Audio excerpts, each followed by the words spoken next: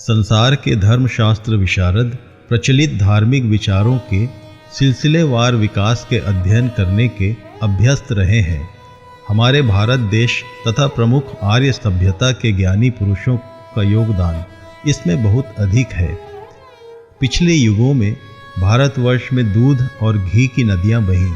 अशोक, चंद्रगुप्त मौर्य या अकबर जैसे संपन्न शासक भी हुए, तो भी भारत का जनमानस भौतिकवाद के मुकाबले आत्मवाद का अभिलाषी ज़्यादा रहा।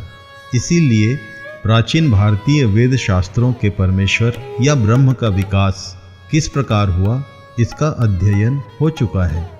ऋग्वेद के समय से चले आए अहम ब्रह्मास्मि के विचार के बारे में कितने विद्वान यह बता चुके हैं कि किस प्रकार हमारे पूर्वज इस सिद्धांत पर पहुँचे और अंत में जो वेदांत दर्शन का एक मेवा द्वितीयम के रूप में एक सिद्धांत बन गया। इन विचारों के अध्ययन के साथ साथ प्राचीन काल के तपस्वी और खोजी शिक्षकों के जीवन चरित्र का अध्ययन भी किया जाता है, जैसे बदरायण, गौड़पाद, गोविंद और शंकर इत्यादि। इनमें से हर एक ने धार्मिक विचारों के विकास में स्मरणीय सहयोग दिया। जो बातें भारतीय विचारधारा में प्राप्य हैं बाह्य स्वरूप के रूपांतर के साथ, वे सब संसार के अन्य धार्मिक इतिहासों में भी उपलब्ध हैं। जातीय धर्म के विकास का अध्ययन करना मानव शास्त्रियों के लिए एक साधारण बात है, जो वर्तमान युग में किसी विशेष जातीय धार्मिक प्रणाली की परंपरा बन गई है। इन विद्वानों के अनुसार धर्म तो अज्ञात भय से प्रारंभ होता है, अर्थात पेड़, पत्थर और पूर्वजों की आराधना इत्यादि से ज्यों-ज्यों मनुष्य आगे बढ़ता है, त्यों-त्यों उसके सोच विचार भी इस ओर केंद्रित होकर आगे बढ़ते जाते हैं। धार्मिक विकास में यही क्रम अब तक चला आ रहा है। धीरे धीरे मनुष्य अतीत के अंधविश्वासों को, जिनसे उसने प्रारंभ किया था, छोड़ता चला जाता है, तो स्वतः ही उसका धार्मिक सोच विचार बदलता जाता है। संसार के बड़े बड़े प्रमुख धर्मों के महान व्यक्ति, भविष्यवक्ता, शिक्षक, अवतार, गुरु और प्रवर्तक, संस्थापक इत्यादि हुए हैं, जो अपने संगियों या पूर्व पुरुषों से सच्चाई खोजने में अधिक आगे बढ़े हैं। इन्हीं व्यक्तियों के द्वारा धार्मिक विचारधाराएं विकसित होकर ठोस होती और जमती चली गई। वे सब हमारी ही तरह के मनुष्य थे, पर मानव ज्ञान में दक्ष एवं लगन पूर्वक समर्पित होने के कारण हमसे अधिक बुद्धिमान थे।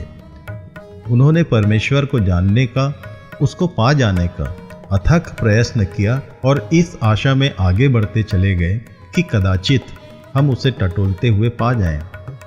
वे इसी पृथ्वी और वर्तमान सृष्टि के ही मनुष्य थे, किंतु इस दुखमय और पापी संसार से पार होकर मोक्ष मार्ग को ढूंढने और उसके द्वारा एक दूसरे ही स्वर्गिक महासमुद्र में पहुंचकर खो जाने की कोशिश करते रहे। उनकी इस सारे प्रयत्नों के पीछे एक ही लालसा दृश्यमान है कि काश वे सृष्टि और सृष्टा के बीच पड़ी गहरी खाई पर पुल बांधें। इन खोजी और साधक विद्वान पुरुषों के द्वारा सारे विश्व भर में जो कुछ भी ढूंढ ढांड कर अब तक लिखा गया या वर्णन किया गया है, वह मनुष्य के ज्ञान का परिणाम या मनुष्य का वचन कहा जा सकता है।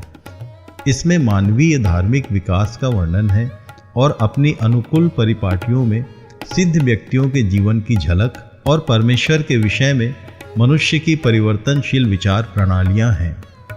इस सारी अन्वेषण और ज्ञान प्रणालियों से यह परिलक्षित होता है कि धर्म मनुष्य की शिक्षा प्रणाली का ऐसा विषय बन गया है जैसे गणित, भूगोल या समाज शास्त्र आदि। फिर इस स्थिति में कौन यह दावा कर सकता है कि इसमें अंतिम या परम सत्यता है, क्योंकि असहमति, असिद्धता या अधूरेपन की छाप उस पर भी है, जैसे कि मानव के प्रत्येक प्रयत्नों के अंत में प्रकट होती है।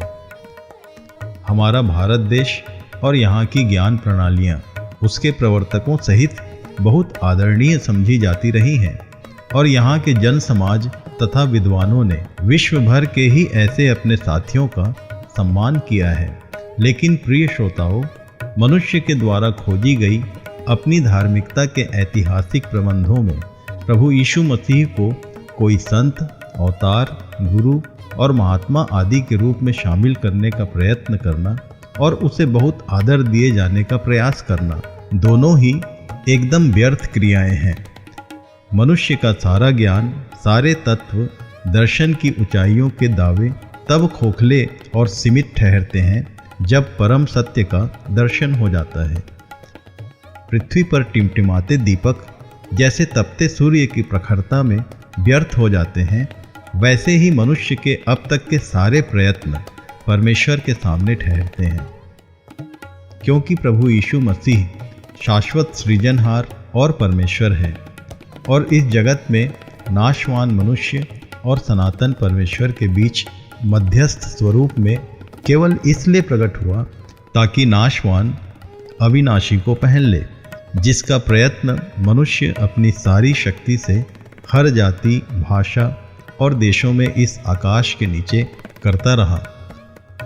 प्रभु यीशु न केवल परमेश्वर की शाश्वत वाणी मनुष्य तक पहुंचाता है, पर स्वयं अपने व्यक्तित्व में परमेश्वर का जीवंत वचन है। प्रारंभिक मसीही मंडली से आज तक की सच्ची मसीही मंडली और संपूर्ण बाइबल ग्रंथ की यही दृढ़ साक्षी है। किसी भी मानवीय श्रेणी में यीशु मसीह को रखना असंभव है। विश्व धर्म की स्थापना के लिए मसीही मार्ग का सहयोग प्राप्त करना भी असंभव है।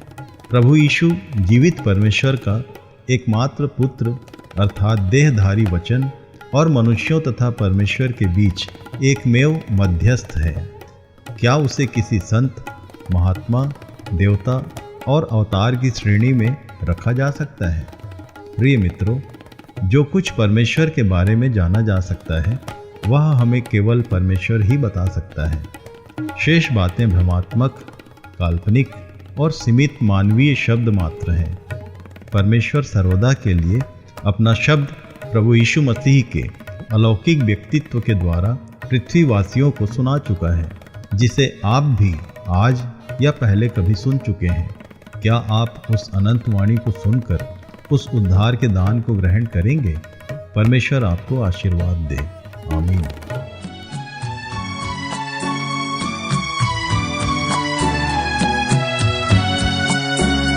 ऐ मसीहा तेरे जैसा मुझको कहाँ मिलेगा। ऐ मसीहा तेरे जैसा मुझको कहाँ मिलेगा। किसी दूसरे की खातिर जो खुद अपनी जान देगा। ऐ मसीहा तेरे जैसा मुझको कहाँ मिलेगा।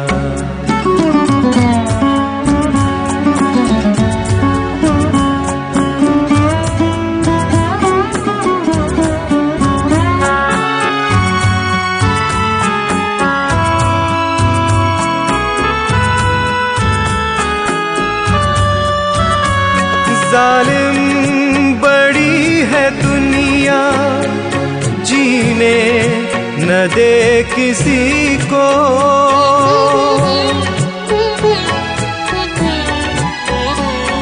जालिम बड़ी है दुनिया, जीने न दे किसी को, जीने न दे किसी को। बच जाएगा वो इंसान, बच जाएगा वो इंसान जो भी तेरा नाम लेगा। ऐ मसीहा तेरे जैसा मुझको कहाँ मिलेगा।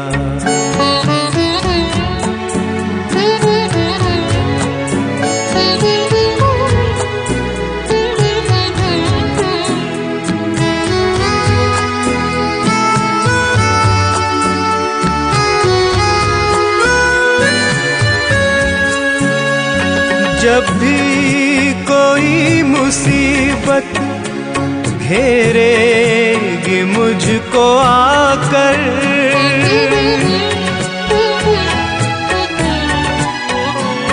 जब भी कोई मुसीबत घेरेगी मुझको आकर, घेरेगी मुझको आकर, है मुझे यकीन तुझ पे, है मुझे यकीन तुझ पे कि तू मुझको थाम लेगा। है मसीहा तेरे जैसा मुझको कहाँ मिलेगा, किसी दूसरे की खातिर जो खुद अपनी जान देगा। है मसीहा तेरे